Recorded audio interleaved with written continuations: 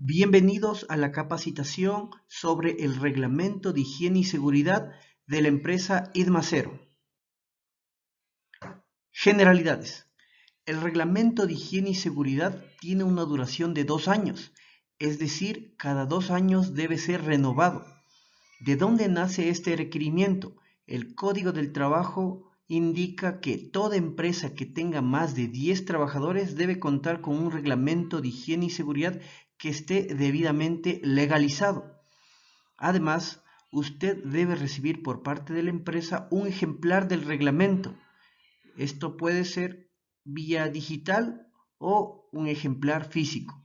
Además, debe recibir la capacitación sobre el mismo. Antes de entrar en contexto sobre lo que tiene que ver con el reglamento, usted debe conocer cuál es la organización de seguridad y salud de la empresa. Existe un responsable de prevención de riesgos. Existe los delegados de seguridad, uno por cada agencia. Existe una visita periódica de un médico ocupacional para revisar el estado de salud de los trabajadores. Y finalmente está usted como parte de este organismo de seguridad de la empresa. Usted debe cumplir con las disposiciones de prevención y dar aviso de cualquier incidente que suceda en el centro laboral. Además, vamos a repetir o recordar algunos conceptos de seguridad y salud en el trabajo para que usted pueda entender de mejor forma el reglamento. ¿Qué es seguridad industrial? Seguridad industrial es el conjunto de acciones que me permiten prevenir accidentes y proteger a los trabajadores ante los accidentes. ¿Qué es salud ocupacional? Salud ocupacional se define como el completo bienestar físico, mental y social que tiene un trabajador. ¿Qué es el accidente de trabajo? El accidente de trabajo se lo define como un evento inesperado, una situación repentina que causa daño al trabajador, haciendo que se ausente de su lugar de trabajo al menos por más de un día. Un incidente de trabajo. Un incidente de trabajo es aquella situación imprevista que pudo causar daño o que al causarlo generó un daño superficial que pudo ser atendido con medidas de primeros auxilios. Los incidentes se deben reportar de inmediato. ¿Qué es el peligro? El peligro es toda fuente que puede causar daño y el riesgo se define como la probabilidad y la consecuencia de que el peligro se manifieste. En seguridad industrial existen factores de riesgo o peligros, los cuales se dividen en 6. El factor de riesgo físico, químico, ergonómico, psicosocial, biológico y mecánico. ¿Cuáles son los documentos legales de prevención que usted debe recibir por parte de la empresa respecto a seguridad industrial? Es el reglamento de higiene y seguridad. Y el documento legal por parte de salud ocupacional es el certificado de aptitud al puesto de trabajo. Ahondemos un poco más en el tema de los incidentes. Los incidentes se dividen en dos, en una condición insegura y un acto inseguro. ¿Qué es una condición insegura? Una condición insegura es todo lo que le rodea a la empresa, equipos, instalaciones, infraestructura que puedan ocasionar daño a usted o a alguien más. Estas condiciones inseguras deben ser dadas de aviso inmediato a las personas responsables. La condición insegura equivale al peligro que habíamos dicho hace un momento. Ejemplos de condiciones inseguras: una silla en mal estado o rota, iluminación deficiente o deslumbramiento, ruido excesivo, equipo defectuoso o herramienta defectuosa, cables sueltos, tomacorrientes o interruptores defectuosos. Ahora definamos lo que es un acto inseguro. Un auto inseguro es toda acción realizada por usted o sus compañeros u otra persona que ponga en riesgo la seguridad suya o la de otras personas. Al igual que la condición insegura, debe darse aviso de inmediato. Estos incidentes definidos como condición y acto inseguro equivalen a los peligros que habíamos visto hace un momento.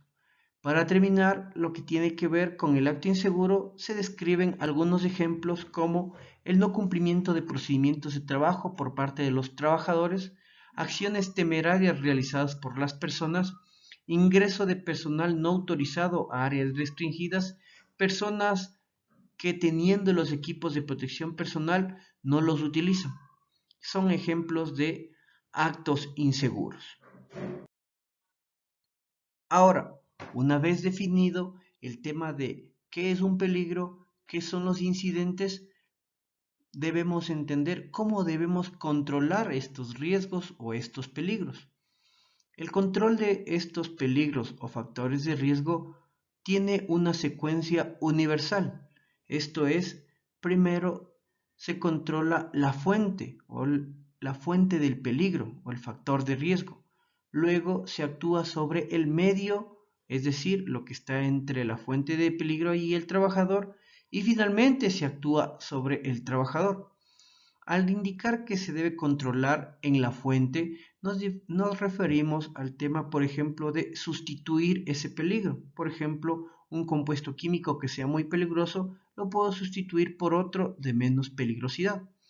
También podemos hacer modificaciones en la fuente. Por ejemplo, si estoy en una máquina en donde puedo cortar el dedo o la mano porque puedo ingresar algún tema de ventilador o alguna banda, yo debo modificarla para que no me permita ingresar mi mano o mi parte del cuerpo en ese lugar peligroso. Finalmente, modificación en las prácticas de trabajo, que son acciones que se realizan en la fuente.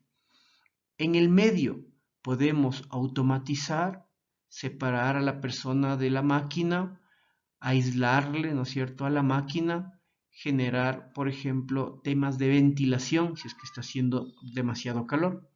Y finalmente, como les había dicho, en el trabajador o en el receptor. ¿Qué podemos hacer? Modificar el tiempo de exposición, generar entrenamiento y capacitación y hacer una vigilancia médica de la salud del trabajador. Entregar finalmente equipos de protección personal. Entonces, no se olvide que el control de riesgos o peligros se lo realiza en la fuente, en el medio y finalmente en el trabajador.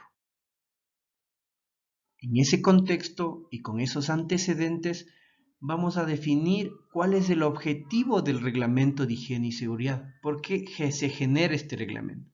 El objetivo máximo del reglamento de higiene y seguridad es el prevenir los accidentes y enfermedades laborales. Sin embargo, tenemos otros objetivos que describo a continuación. Mantener un ambiente saludable en todo lugar de trabajo, prevenir accidentes de trabajo y evitar enfermedades ocupacionales, evitar que los trabajadores cometan acciones inseguras en el desempeño de sus tareas, dotar las condiciones y ambientes de trabajo que propicie el bienestar de todos los trabajadores, cumplir con la legislación de seguridad y salud en el trabajo que se aplique legalmente. Una parte importante del reglamento de higiene y seguridad es la política de seguridad y salud en el trabajo. Esta política usted la puede ver en su reglamento y se la define como las intenciones que tiene la gerencia general o la empresa respecto a la prevención de accidentes laborales y al cumplimiento de la legislación. Esta política debe usted leerla y comprenderla. Ahora bien, entremos ya a la estructura del reglamento de higiene y seguridad. En este primer capítulo vamos a revisar 5 partes en las que vamos a determinar cómo es que el reglamento de higiene y seguridad nos ayuda a prevenir accidentes y evitar enfermedades.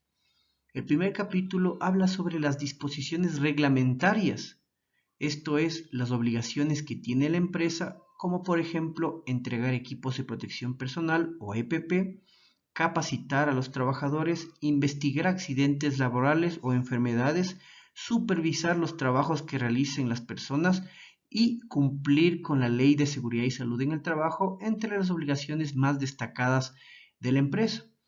Obligaciones y derechos de los trabajadores. Los trabajadores tienen la obligación de respetar la señalética de seguridad, asistir a las capacitaciones, cuidar los equipos de protección personal y herramientas que se le haya entregado, participar en los organismos paritarios, esto es, el comité, el subcomité, los delegados, y tienen derecho a recibir capacitación y trabajar en un lugar seguro y sano, entre las obligaciones y derechos más destacados dentro de lo que tiene que ver con su reglamento. Además, en este capítulo se generan las prohibiciones tanto para la empresa como para los trabajadores, así como cuáles son las responsabilidades de las jefaturas que tiene la empresa. En este caso, he destacado que las jefaturas deben apoyar en la prevención de accidentes del personal a su cargo, es decir, la parte de seguridad y salud de las personas a cargo de estas jefaturas es directamente responsabilidad de ellos. Además de este capítulo habla sobre las obligaciones que tienen los asesores de seguridad y salud si la empresa los contratare y las obligaciones que tienen los proveedores. Entonces, si contrato un proveedor, yo debo revisar en mi reglamento qué es lo que debe cumplir el mismo para que pueda trabajar dentro del marco de seguridad y salud en el trabajo de la empresa. Gestión de prevención de riesgos en el trabajo es el capítulo número 2. Aquí el reglamento hace referencia a los organismos paritarios, que son el Comité de Seguridad y Salud, el Subcomité de Seguridad y Salud, el Delegado de Seguridad y Salud. El reglamento indica cuándo se nombra cada uno de ellos y cuáles son sus funciones. Además, está el tema del técnico de seguridad y salud, el responsable de prevención de riesgos, el médico ocupacional o el seguimiento médico. Usted debe entender cómo funcionan estas responsabilidades dentro de la empresa y en este capítulo número 2 el reglamento lo muestra. Además, en este capítulo encontramos la gestión de riesgos laborales, que no es más que la identificación, medición, evaluación y control de los factores de riesgo. Los factores de riesgo que habíamos dicho en un inicio que son 6: ergonómico, físico, químico, biológico. En lo que tiene que ver con los factores de riesgo de la empresa, tenemos, por ejemplo, iluminación, manejo de cargas, uso de computadores, uso de químicos, atención a personas, uso de vehículos y herramientas, y el tema de estrés por actividades de computadora o de alta responsabilidad. Finalmente, en este capítulo se hace referencia a los trabajos de alto riesgo. El capítulo número 3 tiene la señalización de seguridad. Aquí debemos nosotros tener claro los colores que se utilizan en seguridad para poder prevenir, para poder obligar, para poder definir algunas cosas que todos los trabajadores deben tener en cuenta. El color rojo significa paro, prohibición o material o equipos de sistema para combatir incendios. Entonces usted ha visto que, por ejemplo, encima del extintor está un rótulo que debe ser de color rojo que dice extintor. Además, por ahí en algunas áreas usted ve en un círculo rojo con una persona en color negro que dice alto, prohibido el paso. Está en rojo, ¿verdad? Entonces el color rojo nos ayuda a prohibir, a parar o a señalar equipos contra incendio.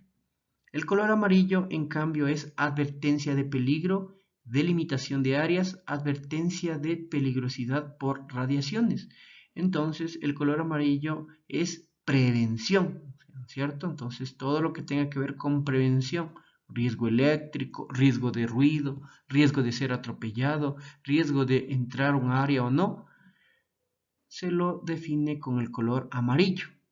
El color verde, en cambio, me indica una condición segura, una señalética que me permite identificar por dónde es la vía de evacuación, dónde está el punto de encuentro, dónde está el botiquín, ¿no es cierto? Usted ha visto en las empresas que este color se los coloca en las flechitas que guían hacia la salida. Finalmente, el color azul, que significa obligación. Esto usted lo puede ver en rótulos en donde se obliga a las personas a utilizar el equipo de protección personal, zapatos, guantes, gafas, casco, entre otros. No se olvide de señalización de seguridad. El capítulo 4 habla sobre la prevención de amenazas naturales y riesgos antrópicos. ¿Qué de esto? El plan de emergencia o denominado autoprotección. ¿Qué determina este plan de emergencia o qué indica que haga la empresa? Indica que la empresa debe prepararse antes, durante y después para atender una emergencia. ¿Qué voy a hacer antes? ¿Qué voy a hacer durante la emergencia y después? ¿Qué tipos de emergencia tenemos? Pues incendio, sismo, ceniza volcánica, personal herido. ¿Qué debemos de hacer en cada uno de estos casos? Lo determina el plan de emergencia que tiene la empresa para poder generar una actuación segura. Las brigadas deben ser definidas por parte de la empresa y las brigadas son tres. La brigada de primeros auxilios, la brigada de evacuación, que incluye la de comunicación y seguridad, y la brigada contra incendios. Finalmente, usted debe conocer que la empresa debe contar con planos de emergencia, que son estos planos que se ubican en algunos puntos e indican dónde están las salidas, dónde están los recursos para poder ayudar ante un posible incendio. El capítulo número 6 habla sobre la gestión de salud en el trabajo.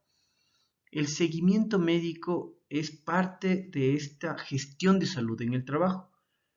Los trabajadores de nuevo ingreso, los trabajadores de manera anual, los trabajadores que se ausentan por más de 30 días y los trabajadores que salen de la empresa deben tener una evaluación médica que le realiza un médico ocupacional, entregándoles un certificado de aptitud médica.